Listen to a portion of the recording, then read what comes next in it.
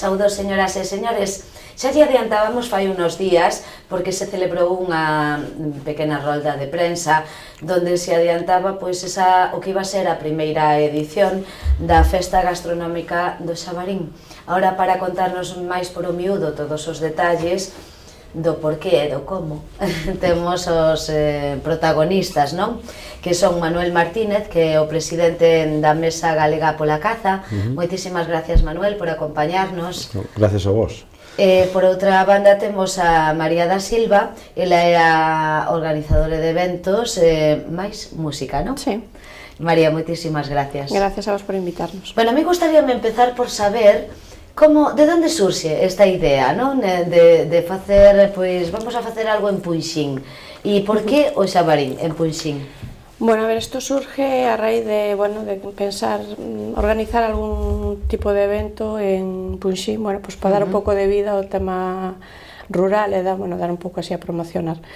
E, bueno, surgiu o tema do Xabarí porque decidimos que non era unha festa gastronómica que estuvera moi explotada, de feito non hai moi pouquiñas. E, entón, bueno, decidimos a raíz deso facela. E, bueno, ponernos en contacto con xente que sabe do tema, porque nós non estábamos, bueno, non somos do mundo da caza, entón, evidentemente, non conocemos ese mundo. E foi a raíz deso, simplemente, bueno, pues, para dar un pouco de vida á zona. Para todos os detalles da caza, ninguén mellor que Manuel, non? Manuel, Mesa Galega pola Caza, que significa eso? Contanos un pouco. A Mesa Galega pola Caza é unha asociación de asociacións cinexéticas donde un pouco recollemos as inquedanzas de todo o sector. Hai desde guardas de campo, empresas de xestión, asociacións máis pequenas, como a Asociación de Caza Maior, a Asociación Española de Ralas, e un pouco, bueno, pues, aportamos o noso grande area a todo o que é o mundo cinegético en Galicia. En esta ocasión, como podía ser de outra maneira, en canto se puxeron en contacto con nós, pois brindámonos para colaborar con Más Music neste evento. E precisamos, antes de nada, saber cal é a situación agora mesmo no rural do Xabarín, porque escoitamos cada día, creo que sin excepción, pois algún tipo de accidente, algún tipo de podemos chamarlle entre comillas desastre que fan os xabarís, non? Contanos un pouco cal é a situación. A situación tampouco se pode generalizar, non todo Galicia está exactamente igual. A situación poblacional do jabalí é un pouco derivada dos condicionantes do medio rural. Cada vez hai máis abandono, cada vez o monte está mellor para a reproducción dos animales. A día de hoxe o único predador natural que ten é o lobo, é o crecimiento exponencial das poblacións de xabalí. Pensa que unha jabalina pode traer tranquilamente 5 ou 6 rayóns, con lo cual eso dá un crecimiento exponencial da población moi alto. Se eso sumamos que cada vez hai menos cultivos, se eso sumamos que moitas veces as vías de circulación non contan con pasos de fauna, é dicir, temos un problema social en Galicia ahora mesmo. Entonces, o problema social en Galicia é que hai máis jabalís probablemente dos que pode soportar o medio en algunhas zonas, e outro problema é que a veces algúns deles están desubicados, é dicir, non pintan nada a jabalís nas cidades, que probablemente veña derivada esa situación da búsqueda de tranquilidade, xa que a veces no monte pois non teñen esa tranquilidade. Os animales, outra cousa non, pero listos son bastante. Entonces estamos generando, entre comillas, ese conflito de intereses, que igual que é un problema social para todos, eu creo que é importantísimo que todos aportemos parte do noso para propoñer a solución, desde o colectivo cinexético, desde os agricultores, desde os gandeiros, desde a propia administración. E creo que cada vez máis é urxente, non podemos seguir perdendo máis tempo en este sentido. Fálanos un pouco, Manuel, de como está regularizada de algún xeito esa caza do xabarín, porque sabemos que fora de temporada de caza sí que se fan as chamadas batidas. Explícanos un pouco en que consisten. A caza do xabarí en Galicia lévase a cabo fundamentalmente a través das sociedades de caza. As sociedades de caza teñen un plan de ordenación cinexético que o aproba a administración. En ese plan de ordenación cinexético, digamos, leva un resumen de 5 temporadas. Aí van os cupos de captura, van as modalidades de caza. Lógicamente, a naturaleza non son matemáticas, entonces pode desviarse hacia arriba ou hacia baixo. Neste caso, o tema do jabalí supónse ou presupónse, dado os daños e os accidentes, que se está desviando, digamos, de maneira positiva en favor das poboacións. Entonces, a través da sociedade de caza, o que se fai é intentar minimizar eses daños, pois cazando jabalís. Imagínate que paramos un ano de cazar jabalís. Se un ano non se matan 20.000, se non se capturan 20.000 jabalís, máis os que pillan os coches, máis os que son vítimas do furtivismo, é dicir, en 2 anos o rural gallego non existiría. Sería absolutamente imposible cultivar absolutamente nada. Tamén é verdad que en zonas parece ser, digo parece ser porque tampouco hai unha estadística ni unhas cifras exactas de poboacións de xabalí, que non chega o esforzo que se está facendo. Entonces, aí era onde quería entrar, é dicir que todo o mundo ten que poñer algo da súa parte. O colectivo cinexético ten que facer un esforzo importante para cazar en esas zonas cada vez máis, para manter un equilibrio poblacional que poida sustentar o medio, senón, é dicir, aquí a clave está no equilibrio. O agricultor, lógicamente, tamén ten que poñer da súa parte, vía medidas de prevención, e despois hai algo moi importante, que en canto haxa un jabalí, pois moi probablemente hai posibilidade de que haxa un daño. Entonces, nós o que pedimos do colectivo cinexético é que aí no desarrollo da lei de caza hai unha figura que é o fondo de corresponsabilidade, que debería estar activado e, digamos, desarrollado por parte da administración, para que despois de que o colectivo cinexético faga todo o que está nas súas mans, porque nadie se olvide, os jabalís non se deixan cazar. O colectivo cinexético, tamén é verdad que en Galicia cada vez ten unha media de edad máis alta, incorpórase menos xente nova, polo tanto, digamos, aí levamos as de perder. Entonces, se se produce o daño despois de facer todo o que humanamente se pode facer, pois o que está claro é que hai que resarcir a quen sufreu o daño. Cal é o problema? O problema é que ahora mismo ese fondo non está dotado de ninguna cantidad económica, entonces hai un problema. O agricultor... Porque como se nutre ese fondo? Non está desarrollado. É dicir, a lei de caza contempla o fondo de corresponsabilidade, que en teoría vai destinado ao pago dos daños provocados por especies cinegéticas, pero non está desarrollado. É dicir, leva desde o 2011 con 0 euros, polo tanto non podes tirar nunca dele, porque non ten nada dentro. Para que nos entendamos, é como se fose unha hucha para axudar a paliar os daños das especies cinegéticas. Se a hucha non ten nada, malamente se pode pagar nada. Pero por que? Por que non ten nada esa hucha? Porque a administración non desarrollou quen iba a aportar diñeiro a esas huchas. Se había licencias de caza, se había matricular os tecores, probablemente haxa que ter unha dotación económica importante tamén de parte da administración, porque é algo que non podemos olvidar. Os jabalís non son dos cazadores. Os jabalís é unha especie silvestre que pertenece a toda a sociedade. Entonces, cando hai un problema, todos temos que ser solidarios e colaborar en minimizar ese problema. Non estamos, lógicamente, damando aos agricultores, damando aos gandeiros, pero chegamos a donde chegamos. Ojalá fósemos capaces de minimizar todos os daños, pero é imposible. E tanto os daños en agricultura como os accidentes de circulación.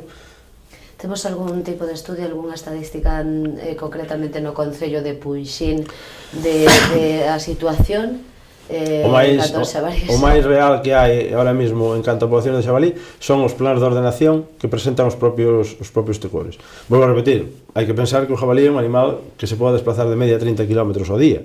Por lo tanto, é moi difícil de controlar. É dicir, igual os mesmos jabalíes están en Punxín, están en Santágueda, están no Garballiño, están en Cea, como están todos en Punxín. Entonces, o único estudio que hai sobre poblacións é os que aportan as sociedades de caza vía plan de ordenación e plan de aproveitamento cinexético, que probablemente, ahora mesmo, dado que todo o mundo está pensando e tendo a idea de que están, digamos, un pouco obsoletos eses plans, pues probablemente faga falta un proxecto de administración serio para establecer as poblacións de jabalí e, sobre todo, os cupos de capturas. É dicir, hai que irnos a un sistema un pouquiño máis profesional e dicir, bueno, pues en Punxín pode haber unha docena de jabalís para manter as poblacións, pois unha docena de jabalís ten que haber, pero para iso temos que saber cantos hai antes, e iso, lógicamente, na naturaleza é moi complicado. Manuel, en unha palabra, deberíamos estar preocupados por ese aumento dos xabarís? Home, eu creo que preocupados, lógicamente, a preocupación cada un sinte, lógicamente, os agricultores están moi molestos, porque son os que sufren máis daños, é fastidiado que che levanten os cultivos. Cando alguén ten un accidente de tráfico contra un jabalí, pois lógicamente tamén ten problemas. E, bueno, preocupados en líneas generales non, pero sí, digamos, que hai que poñerse xa para minimizar este daño canto antes mellor. E volvo a repetir, temos que poñernos todos, non vale de nada que só se poña o colectivo cinexético. Ben, pois vamos a pasar xa, María, ao propio evento, non? Que se vai a celebrar no mes de xuño, non? Marzo, perdón, no mes de marzo, efectivamente. No 7 e 8 de marzo. No mes de marzo. Por que se escolleu o mes de marzo? A ver, o mes de marzo escolleuse porque, bueno, é cando terminan xa tamén a temporada de caza, entonces, bueno, é unha época que tamén non hai moitas festas gastronómicas pola redonda, entonces, bueno, pois, para ser o primeiro, evidentemente escolles unha fecha que non teñas competencia, entre comillas, para poder dalo ben a conocer, simplemente por eso. Cal vai ser a ubicación do evento propio? A ver, a ubicación vai ser en Punxín, no campo, bueno, o campo da festa, vaise ter ali unha carpa de casi 2000 metros cuadrados para, bueno, para poder dar esas comidas, por se o día non acompaña, esperemos que sí. Esperemos que sí. Pero, bueno, é unha fecha que tamén temos que entender que en marzo non é julio nin agosto, que tamén pode vir un día malo, pero, bueno, é un riesgo que se corre. Bueno, pues intentamos preparalo o mellor posible para ese día que veña, bueno, pues o máximo de xente, non? En que vai a consistir exactamente? Explicádeme, pues, falamos dunha festa gastronómica. En tema de, digamos, festa, habrá, bueno, o que pues unha comida que o plato principal vai ser a carne de xabarí, pero, bueno, tamén vai haber empanada, vai haber pulpo, pues, porque queira comer pulpo non queira comer carne, porque, bueno, oye, estamos en Galicia, o pulpo non pode faltar. Exactamente, sobre todo aquí ao lado de Carballiño, que vamos a decir. Claro que sí. Bueno, vai haber música, vai haber baile, bueno, pues folclórico, evidentemente tamén da nosa terra. Dende que hora? Sería importante desglosar un pouco os horarios, non? Desde as 9 da mañá hasta o sábado, desde as 9 da mañá hasta altas horas da madrugada, eso vai ser continuo. O sea, que a xente pode vir a hora que queira. A mañá, evidentemente, vai haber unha serie de... O sábado vai haber unhas charlas, o domingo vai haber unha exposición de cans de caza, e despois xa durante o día, bueno, pois xa diferentes actividades, xogos para nenos, incluso para, bueno, para adultos, tema de tiro con arco, música, o sea, vai estar ambientado durante todo o día, para que a xente pues, este por ali en un, bueno, este entreteñida. Vai haber puestos tamén de mercadillo, de stands, para tamén, bueno, pues un pouco de todo. A idea é esa, para que a xente non solamente veña o que son os cazadores, o sea, é unha, digamos, para que entenda de algún xeito o mundo da caza, non? E podemos decir englobar as dúas cousas, o que é o mundo da caza, máis a maiores o tema gastronómico, porque veña xente de todos os públicos, o sea que simplemente pues curiosos, xente da caza, un pouco de todo. E aí me imagino que Manuel estará preparado para explicar todos os detalles. Cales son esas preguntas que a xente é máis habitual que fagan, non? Vamos a ver, nós o que entramos a colaborar cando nos propuxeron o programa, digamos, deste evento gastronómico cinexético, e digamos un pouco a facernos cargo da parte cinexética do evento. Lógicamente, hai que encaixar actividades que sean de acorde a filosofía do evento, como ben di María. É dicir, ten que ser algo que vai destinado ás familias, que vai destinado aos habitantes, sobre todo, das zonas próximas, para que veñan a pasar un día a Punxín, degustar a carne de xabarí, e de paso, lógicamente, asistir a esas actividades cinexéticas que vinculadas con as gastronómicas, pois creo que pode ser un bo cóctel para ese fin de semana. Cales son esas actividades, Manuel? Nós presentamos o sábado no Colegio de Punxín, vamos a ter unhas jornadas divulgativas sobre formación para as sociedades de caza, xa lo vamos facendo 2 anos, son uns encontros que chamamos Xuntos pola Caza, esta é a terceira edición. Lógicamente abordaremos temas relacionados co jabalí, cos daños, ca peste porcina africana, tamén meteremos algo o tema das poblacións de corzo, porque tamén, digamos, un pouco estamos aí ás portas do inicio da temporada de recechos, e sobre todo tamén afondaremos no tema da seguridade na caza. Ainda non fai moitos días, por desgracia, houve outro cazador fallecido, e creemos que é importante, dicir, nunca sobra a formación. Eso será o plato fuerte, digamos, cinexético do sábado, que se celebrará, como dixen antes, no Colexio de Punxín, e durante toda a mañá pois habrá distintas ponencias para que todos, digamos, teñan parte de información sobre o que máis lles interesa. E despois o domingo, o que digamos, o que montamos foi unha exposición de canas de caza, para que, digamos, se chega ao colectivo en xeral, porque cada vez máis, pois, desde a sociedade se traslada un mensaje de que os cans de caza están sendo maltratados cando están cazando, etcétera, etcétera, etcétera. Eu creo que eso, lógicamente, o colectivo cinexético é o máis interesado en que os cans de caza estén o mellor cuidados posibles, entre outras cousas porque son parte fundamental da súa ferramenta de traballo. Entonces, este tipo de exposicións poden valer a título general para eso, para mostrarlle á sociedade en xeral que os cans están perfectamente cuidados, que teñen uns requisitos mínimos legales, como colocación de microchips, vacunas, e que cumplen, volvo a repetir, que a función para que están diseñados os cans, que na súa inmensa maioría é para cazar, que é a parte onde están máis felices. É un pouco difícil agora que salen tantas asociacións animalistas, non? E contra o maltrato animal e cousas así. Como vedes vos a situación agora mesmo? Pois a verdade é que, o que está claro, que afondando no que falábamos antes, a Galicia rural cada vez está máis vaciada. Non é só Teruela que está vaciada, a Galicia, é dicir, cada día os pueblos, e iso provoca unha desconexión, unha desinformación co mundo rural en sí. Entonces, lógicamente, eu quero pensar que esa falta de conceptos e esa falta de relación co mundo rural pode levar a algunha xente desta, non a todos, pois a generarse unha idea un pouco tergiversada do que son os cans de caza. Volvo a repetir, desde o colectivo cinegético non somos os primeiros e os máis interesados en cumplir con todas as leyes de bienestar animal, pero lógicamente os cans cando están cazando están asumindo un riesgo, porque para eles é un traballo. Entonces, temos que ser capaces de combinar as dúas cousas e sobre todo trasladarlle á sociedade urbana, entre comillas, esa que, como ben dices, a veces parece que non comparte este mensaxe. Esperemos que sea pois por esa falta de información.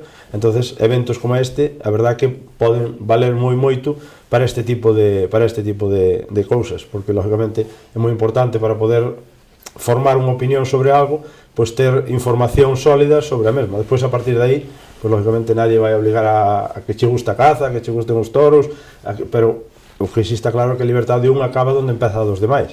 Entonces, hai un pouco ao que queremos ir con estas xornadas de formación, con estas xornadas de información. Temos que asumir que o colectivo cinegético, digamos, está a falto deste tipo de actuacións. A mellor tamén temos que entonar a mea culpa e non fomos nós capaces de trasladarlle á sociedade o mensaje real da actividade cinegética, por iso agora eles teñen esa idea da actividade. E despois, bueno, lógicamente, como en todos os colectivos, hai de todo. Eso é impepinable. E agora, bueno, pues temos unha ferramenta moi importante vía comunicación, que son as redes sociales, que unha vez que empezas a evaluar un pouco a situación, non están facendo ningún favor á actividade cinegética, porque, bueno, a veces non, digamos, non hai que haxa que purgar o que pos, pero si hai que pensar a que colectivo dirixes. Entonces, bueno, a veces imágenes que se comparten dentro do propio colectivo de cinegético, pois non están única e exclusivamente destinadas ao propio colectivo. Cando entras en redes sociales, eso chega a millóns de personas. Por lo tanto, temos que ser moi cuidadosos que a imagen que trasladamos, porque aparte, unha imagen, xa o decían fai moitos anos, vale máis que 1000 palabras. Non vale de nada que despois intentemos explicar o inexplicable, cando hai unha imagen, digamos, que está botando por terra todo o que queiras decir. Entonces, aí temos que ser máis escrupulosos, incluso se me permite a expresión, máis hábiles para non provocar ese rechazo social dentro da sociedade, que esperemos que veña derivado desa desinformación, porque digo esperemos porque sería bo, porque se corrigiría con información. Se xa hai outras cousas máis detrás, entonces sí que como decías antes, xa temos un problema máis serio todavía, pero bueno, eso o tempo dirá. Ben, María, que é o que se espera desta primeira edición? Bueno, a ver, nos esperamos... ou que expectativas de algún xeito, que sea todo un éxito, evidentemente, pomos noso todo o empeño. Bueno, que pasa? Que ao ser a primeira edición sempre costa moito porque a xente pois mentres non conoce, non é o mesmo que se xa levas 3 anos a mellor facendo. Pero para eso hai que empezar o primeiro, o problema é empezar. Pero bueno, si nos contamos que vai ter boa aceptación. Cantas persoas vades estar ao cargo de todo este evento? Moitas xente, non? Moitas, fai falta, si vai facer falta moito personal, bueno, unha para o tema das comidas, despois tamén, bueno, para fora un pouco a organización, sí, bastante xente. De feito, vamos ter que coller xente da zona para traballar, que, a ver, este evento non solamente festa, este evento hai que entender que tamén moves a economía da zona, porque móvese as panaderías da zona, moves o tema das bodegas, moves personal para traballar. É unha cadea, como sempre, unha cadea. Sempre dice, bueno, unha festa, un evento, non, un evento, ao final, o que ten alrededor, eso termina movendo a economía, entonces eu creo que mesmo para un ayuntamiento é algo favorable. Ben, o plato principal vai ser o xabarín. De onde van a salir os xabaríns para cociñar? Os xabarís, a ver, ao ser un, bueno, como ao ser para degustación e consumo, ten que vir registrado con sello de sanidade, que está, bueno, en condiciones para consumo.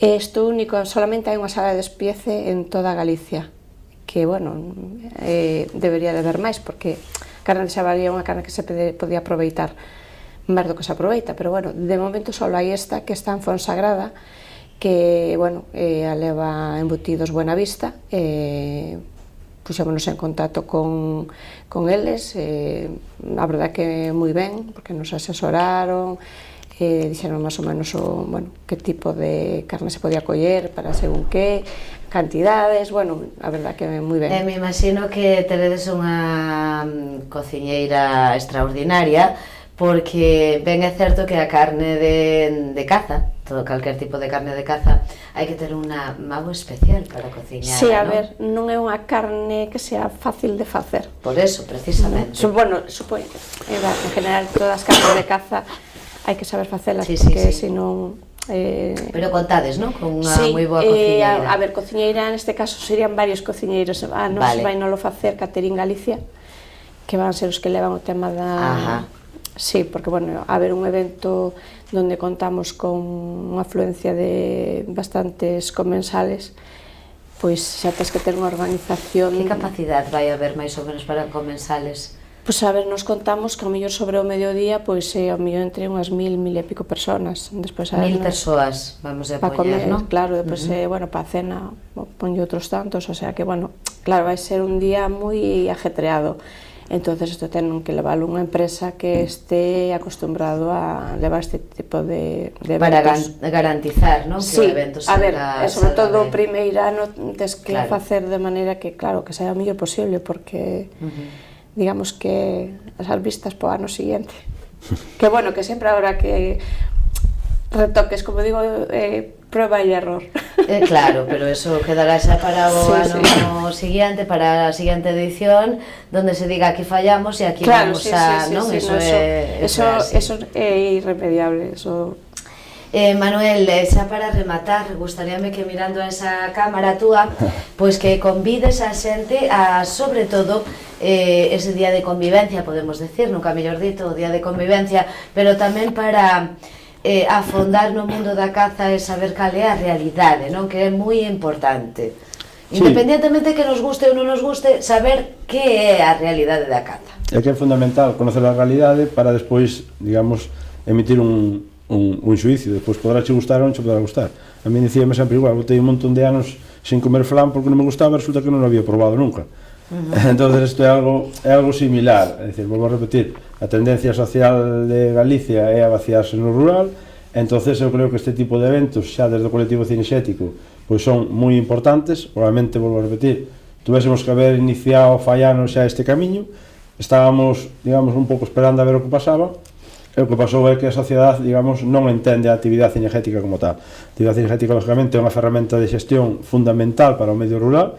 Eu diría que, vou repetir como dixen antes, se deixa de cazar, o rural é inviable en Galicia. E a este paso, se deixa de cazar, o que sería inviable sería conducir polas carreteras gallegas. Entonces eu creo que entre todos, desde sempre, cazadores, agricultores, gandeiros e administración, pois temos que poñer todos da nosa parte para que este problema, digamos, sea minimizado ao máximo posible, que é do que se trata. Aquí todos, nadie é o problema, senón que todos somos parte da solución. O colectivo cinegético, vou repetir, está disposto a colaborar, a apoiar en todo o que sea este desenvolvemento da Galicia rural, que é onde se desarrolla a actividade cinexética, sí ou sí, non nos queda máis remedio.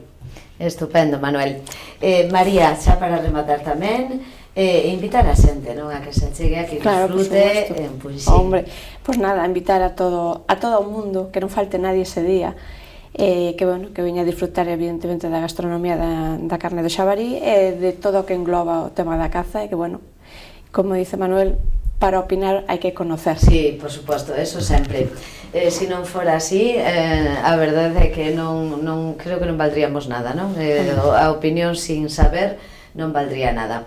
Manuel, moitísimas gracias, moitísima sorte para este evento que eu creo que está feito ca máxima ilusión, que eso é moi importante tamén, non? Sí, e sobre todo agradecer a medios de comunicación como a vos, que tamén é moi importante, é dicir, se faz as cousas e non chegan a xente non vale absolutamente de nada. Entonces, bueno, pues agradecer á Televisión do Carballiño que nos dé esta oportunidade.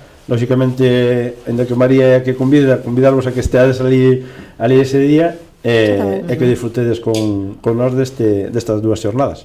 Perfectamente. María, moitísimas gracias tamén. Moitísima sorte para ese día, para esta primeira edición e que todo salga pois ben, non? Como se espera. Sí. E que, no, vamos a pedir que salga máis do que se espera para que salga ben. Exactamente. Pois moitas gracias a vos por invitarnos.